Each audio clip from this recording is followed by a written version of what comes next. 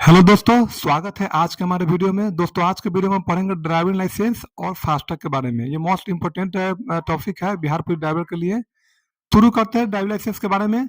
तो driving licence एक आधिकारिक दस्तावेज होता है। आधिकारिक दस्तावेज का मतलब होता है एक वैलिड होता है, जो ऑथोराइज होता है और सरकार द्वारा क्या क्या जाता है, जारी किया जाता है ना। जो किसी व्यक्ति को सार्वजनिक सड़कों पर मोटर वाहन चलाने की क्या करता है, अनुमति देता है। यह एक सरकारी प्राधिकरण द्वारा जारी किया जाता है, यानी कि सरकारी अथॉरिटी द्वारा क्या किया इसको जारी किया जाता है। और आमतौर पर यह प्लास्टिक कार्ड के रूप में होता है। आप लोग अपना लाइसेंस देखते हुएगा, जिसपे धारक के व्यक्तिगत विवरण होता है, जैसे जिसके उस पर आपका नाम हो गया, जन्म तिथि हो गया, आपके फादर का नाम होता है और टोटल आपका जो भी एड्रेस होता है और ब्लड ग्रुप जो भी है आपका, ये सब का डिटेल उस पर क्या किया जाता है, दिया जाता है।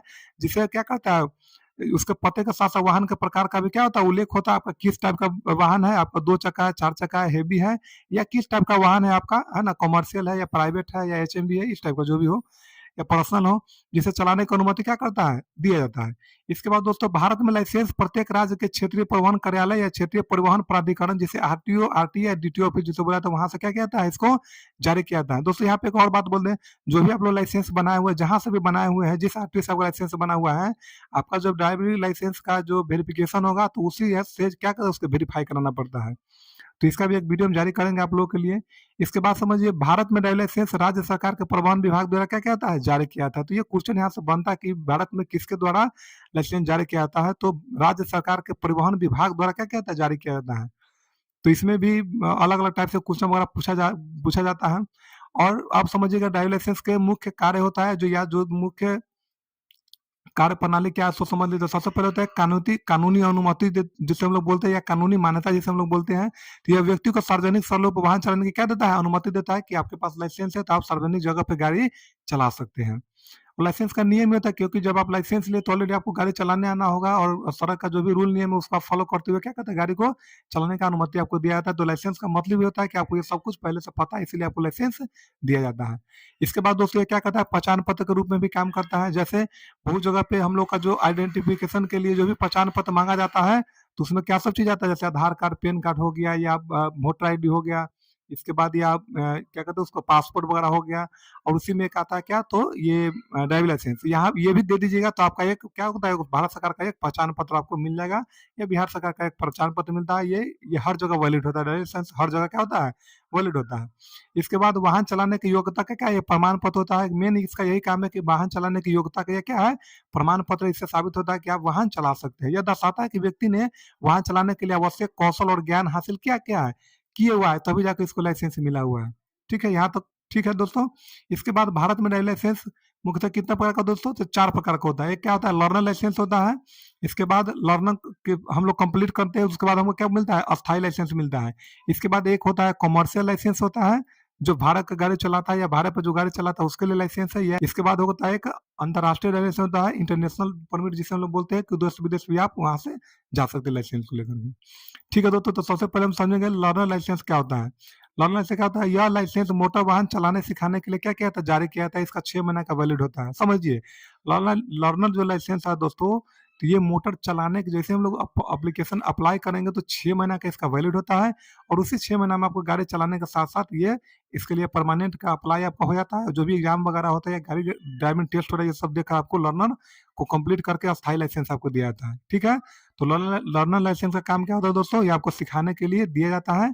और इससे आप लर्नर लाइसेंस का मतलब, आप सार्वजनिक जगह पर गाड़ी आप नहीं चला सकते, इसका भी फाइन वगैरह है।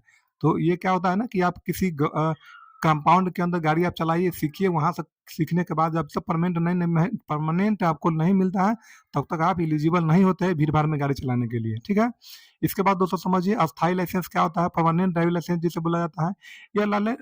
यह लाइसेंस लर्नर लाइसेंस की अवधि समाप्त होने के बाद क्या कहता है, और ड्राइविंग टेस्ट पास करने के बाद क्या क्या आपको दिया जाता है। ये दोस्तों देखिए, कहने के लिए है, 6 महीना के अंदर में ही ये भी लाइसेंस आपको क्या करता है, परमिट आपको मिल जाता है, आपको पास आगे ले।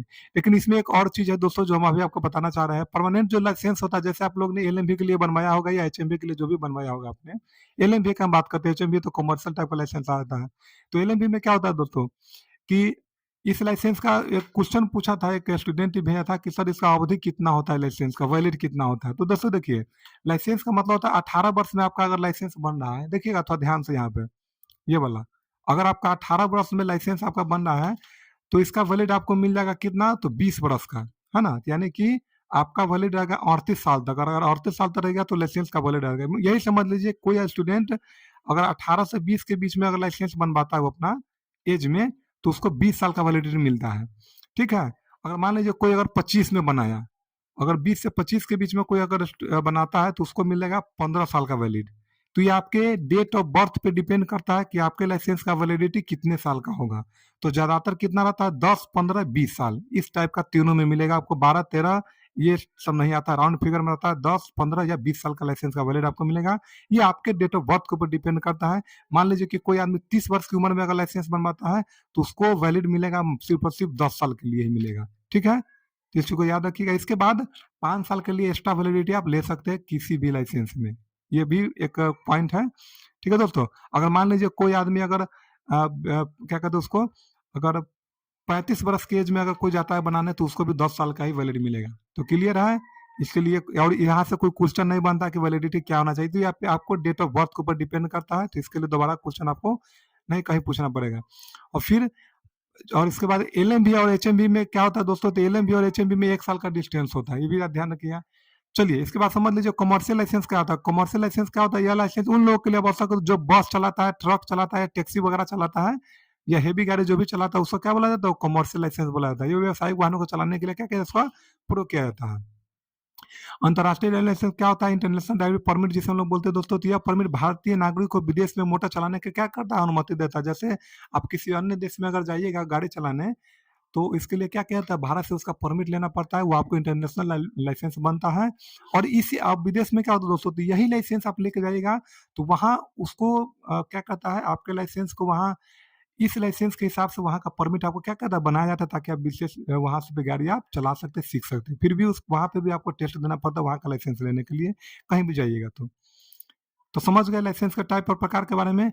इसके बाद समझ लो ड्राइविंग लाइसेंस को विभिन्न वाहनों श्रेणी के आधार पर वर्गीकृत किया जाता है। जैसे कि हल्के मोटर वाहन के लिए एचएमवी बोला जाता है और गियर वाली मोटरसाइकिल को एमसीडब्ल्यूजी बोला जाता है और भारी मोटर वाहन को लिए एचएमवी बोला जाता है। तो ये लाइसेंस का क्या कहता है दोस्तों, ये भी एक प्रकार है, एलएमवी, एमसीक्यू और एचएमवी प्रकार होता है। ठीक है, ये भी देख लीजिए। इसके बाद दोस्तों हम लोग और समझ लेंगे फास्टैग के बारे में। फास्टैग का क्या काम होता है, इससे पिछले बार इस यहाँ से एक क्वेश्चन आया था कि फास्टैग का काम क्या है दोस्तों, तो कैशलेस ट्रांजैक्शन के लिए इसका यूज किया था। इससे पहले यही क्वेश्चन था, इसीलिए इसको डाल दिया गया ताकि आप लोग को ध्यान में रहे कि यहाँ से भी कोई क्वेश्चन अगर पूछ दिया तो ठीक है, नहीं पूछा तो कोई दिक्कत नहीं है। मेन क्वेश्चन तो फास्टैग के बारे में हम लोग समझेंगे। तो एक इलेक्ट्रॉनिक टोल संग्रह प्रणाली है ना, जो रेडियो फ्रिक्वेंसी के आइडेंटिफिकेशनल मोड पे क्या करता है, ये काम करता है। यानी कि ऑटोमेटिक आइडेंटिफाई करता है कि आपका गाड़ी का कितना पैसा करना, कौन टाइप का गाड़ी है। तो इस टाइप से इसका क्या होता है, वहाँ पे ऑटोमेटिक देखिएगा स्कैन कर लेता है। ये जो हर एक ड्राइविंग के सीट के ऊपर सॉरी ग्लास का जो होता है, विंडशील ग्लास होता है, उस पर एक देखिएगा एक स्कैनर टाइप का फास्टैग का लगा रहता है। और वही फास्टैग क्या करता है, उसका जो टोल प्लाजा पर जाइएगा तो उसी को स्कैन करके आपके अकाउंट से क्या करता है, पैसा कर देता है। तो यह क्या करता है दोस्तों, तो ऑटोमेटिक भुगतान स्वचालित रूप से क्या करने के लिए डिजाइन किया गया है। यह भारतीय राष्ट्रीय राजमार्ग प्राधिकरण द्वारा यानी कि एनएचआई द्वारा इसको क्या किया गया है, लागू किया गया है। एनएचआई का मतलब होता है दोस्तों national highway authority of India होता है। और इसे बिना रुके टोल प्लाजा का गुजरने की सुविधा प्रदान करने के लिए क्या किया डिजाइन किया, यानी कि आपको रुकना नहीं है, थोड़ा गाड़ी स्लो कीजिए ऑटोमेटिक पैसा कर देगा, गेट ऑटोमेटिक आपका खुल जाएगा। ये मेन है। और मेन इसका काम क्या है दोस्तों फास्टैग का, तो कैशलेस ट्रांजेक्शन के लिए इसका यूज किया गया है। फिर समझिए फास्टैग का फुल फॉर्म होता है दोस्तों नेशनल इलेक्ट्रॉनिक टोल कलेक्शन होता है। इसे हिंदी में राष्ट्रीय इलेक्ट्रॉनिक टोल संग्रह भी कहा जाता है। फास्टैग भारत सरकार द्वारा जारी किया जाता है। यह इलेक्ट्रॉनिक टोल संग्रह का क्या है, प्रणाली है। इलेक्ट्रॉनिक मतलब टोटल ये क्या करता है, ये डिजिटली रूप से काम करता है। इसके बाद दोस्तों आरएफआईडी का क्या मतलब होता है, सो समझ लीजिए। तो रेडियो फ्रीक्वेंसी आइडेंटिफिकेशन होता है। यह वायरलेस संचार का क्या होता है, रूप होता है जो किसी वस्तु, जानवर या इंसान की विशिष्ट पहचान करने के लिए क्या होता है, चुंबकीय स्पेक्ट्रम रेडियो फ्रीक्वेंसी क्षेत्र में विद्युत चुंबकीय या इलेक्ट्रोस्टैटिक युगों का क्या करता है दोस्तों, प्रयोग करता है। आरएफआईडी का मतलब क्या मतलब यही होता है। तो यहाँ से की क्वेश्चन अगर पूछे तो पूछ सकता है। इसके बाद भारत सरकार के लिए फास्टैग का लाभ क्या है, सोच समझिए दोस्तों। तो ईंधन की बचत होगी तथा टोल बूथों पर बार बार रुकने और वाहन के निष्क्रिय रहने वाले प्रदूषण में कमी आएगी। इसके बाद दोस्तों इससे टोल लेन देन में क्या होता है, पारदर्शिता रहता है कि जैसे आपसे कोई ब्लैक नहीं कर सकता, आपको 200 की जगह पर 250 का चार्ज नहीं कर सकता, 20 की जगह पर 40 का नहीं कर सकता है। तो ये पारदर्शित होता है कि ऑटोमेटिक आपसे अकाउंट से जो करता है। इससे ऊपर अनुपालन बेहतर होगा और काले धन लेन देन में कमी आएगी। हर कोई डिजिटल लेन देन के माध्यम से भुगतान और प्राप्त कर सकेगा। ये प्राप्त करेगा। फास्टैग कैसे काम करता है ये समझ लीजिए दोस्तों। फास्टैग का तकनीक ये वाला है, जैसे फास्टैग क्या तरीके जैसे आरएफडी के माध्यम से तकनीक का उपयोग करता है, जिससे चलती गाड़ी से सीधे कैशलेस क्या होता है, टोल भुगतान किया जाता है। फास्टैग एक कार्यप्रणाली के नीचे बताई गई है। इसे इसे उपयोगकर्ता के प्रीपेड खाते से कनेक्शन क्या आता है करके उसके उपयोगकर्ता के वाहन है ना, विंड स्क्रीन पर क्या था लगा दिया जाता है। हमने पहले बताया कि जो विंड स्क्रीन होता है उसके ऊपर क्या है इसका स्कैनर वगैरह लगा दिया जाता है। फिर इसके बाद क्या होता है दोस्तों, तो फास्टैग स्कैनर रेडियो फ्रीक्वेंसी की तकनीक का उपयोग करके लगे टैग को क्या कहता है स्कैन करता है और फिर उससे संबंधित प्रीपेड खाते में क्या कहता है भुगतान करने कर पैसा काट लेता है। यानी कि जो भी फास्टैग लगाइए आपके बैंक से क्या होता है वो लिंक होता है, ऑटोमेटिक वो स्कैन करके आपके बैंक से पैसा काट लेगा। और वो टोल प्लाजा के टाइप के ऊपर डिपेंड करता है कौन से रोड पे कितना पैसा काटना है, ये सब फिक्स रहता है। वो ऑटोमेटिक आपकी गाड़ी के टाइप के हिसाब से वो पैसा क्या करेगा आपके अकाउंट से कट जाएगा। जैसे ही कार टोल के गेट से गुजरती है तो टोल टैक्स का क्या वो काट लिया जाता है, जिससे वाहन को वहां रुकने की आवश्यकता नहीं होती है।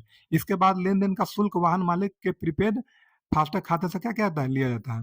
फास्टैग को न्यूनतम बैलेंस बनाए रखना होता है, नहीं तो इसके लिए वहाँ पे फाइन लग जाता है। ऐसा नहीं है कि आपके जैसे अगर मान लीजिए ₹40 काटना है तो आप में ₹50 हो तो फास्टैग से पैसा नहीं कटता है, वैसे कंडीशन में आपको फाइन लग जाता है।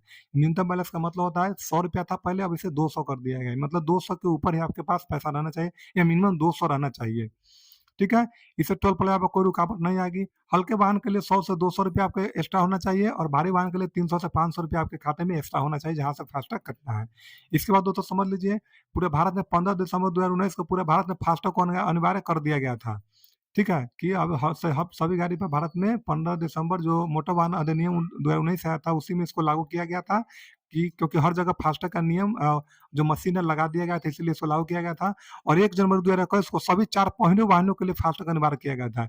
इस टाइम ज़्यादातर भारी गाड़ी के लिए था और 4 पहिया यानी कि जो भी एलएमवी की गाड़ी जो होता है, उसके लिए अनिवार्य पूर्ण रूप से नहीं किया गया, तो 2021 में क्या किया, इसे भी लागू कर दिया गया था। दोस्तों यही एक छोटी-सी जानकारी थी जो हमें आप लोगों को देना था।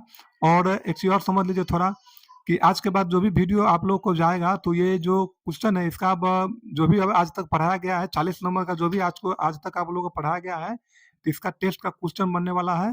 2 दिन लगेगा मुश्किल से और 2 दिन के अंदर में इसका एक टेस्ट आप लोगों को लिया जाएगा। वो हम क्वेश्चन टाइप कर रहे हैं। जैसे ही रेडी हो जाएगा तो आपको ग्रुप में भेज दिया जाएगा।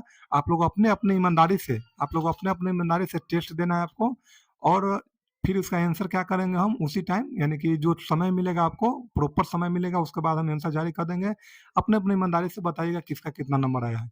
इसके बाद आएगा क्लास हम लोग क्या करेंगे, चालू करेंगे। इसके बाद अब क्या है दोस्तों 60 नंबर का जो भी क्वेश्चन वगैरह हम लोग जो सिलेबस जारी किए थे ग्रुप में, उसको रेगुलर कर दिया जाएगा। तो वीडियो को अच्छा से देखिए। आप लोग जो भी कमेंट वगैरह करते हैं वीडियो देखिए, इससे मेरा मोटिवेशन बढ़ता है। हम आपसे और कुछ नहीं कर रहे हैं कि वीडियो को अच्छा से देखिए और तैयारी ढंग से कीजिए। जय हिंद।